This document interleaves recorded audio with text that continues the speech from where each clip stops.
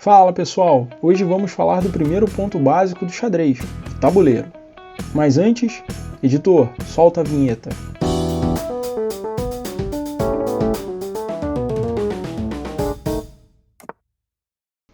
Pessoal, antes de começarmos, peço o seu like e a sua inscrição no nosso canal para nos ajudar com a relevância e a produção dos vídeos.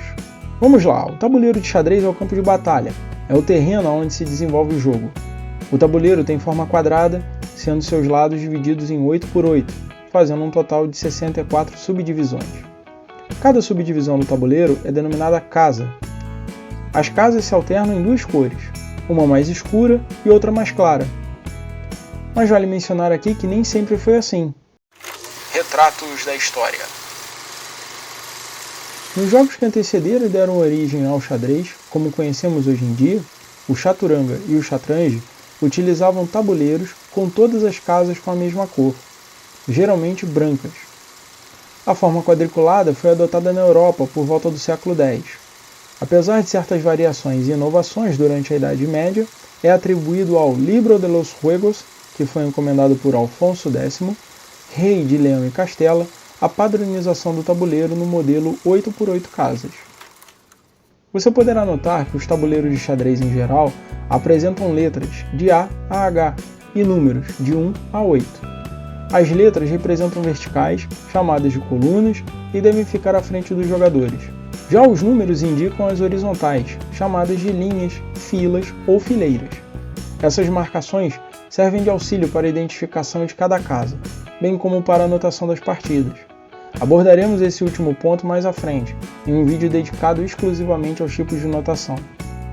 Além das verticais e horizontais, fique atento às diagonais, que são esses segmentos de casas de mesma cor cortando o tabuleiro em várias transversais. Sobre os tipos de tabuleiro, podemos destacar os de couro sintético,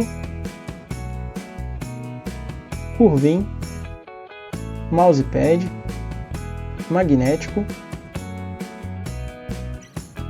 e o clássico de madeira ou MDF. Além disso, um tipo muito popular é o dobrável, que tem a sua invenção considerada por volta do ano 1125. À época, a Igreja Católica condenava o jogo e queria proibi-lo. Inclusive, alguns padres que jogavam chegaram a ser excomungados. Para seguir com a carreira eclesiástica e também jogador, um padre teve a ideia de fazer esse modelo de tabuleiro, que ao ser guardado possui a aparência de 2 livros juntos. Um modelo mais moderno é o tabuleiro DGT. Ele possui sensores eletrônicos e conexão para relógio digital. Com ele, é possível a transmissão online das partidas, permitindo a visualização das jogadas e do tempo de cada jogador via internet.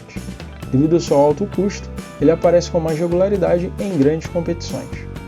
Apesar de, historicamente, as casas do tabuleiro serem brancas e pretas, essas cores foram mudando ao longo do tempo para evitar o transtorno aos olhos pelo forte contraste que possuem.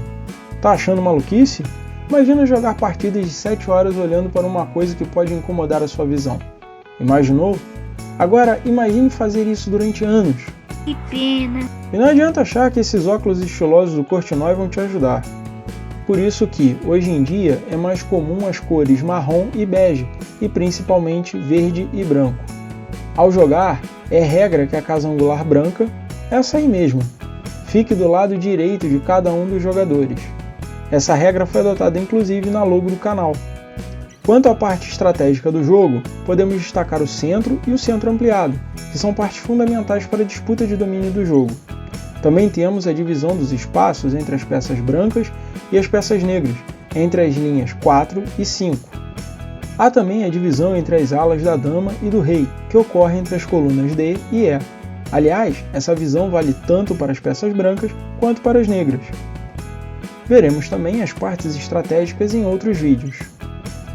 Esse é o nosso primeiro X do xadrez. Peço que você deixe abaixo o seu comentário com sugestões e feedback.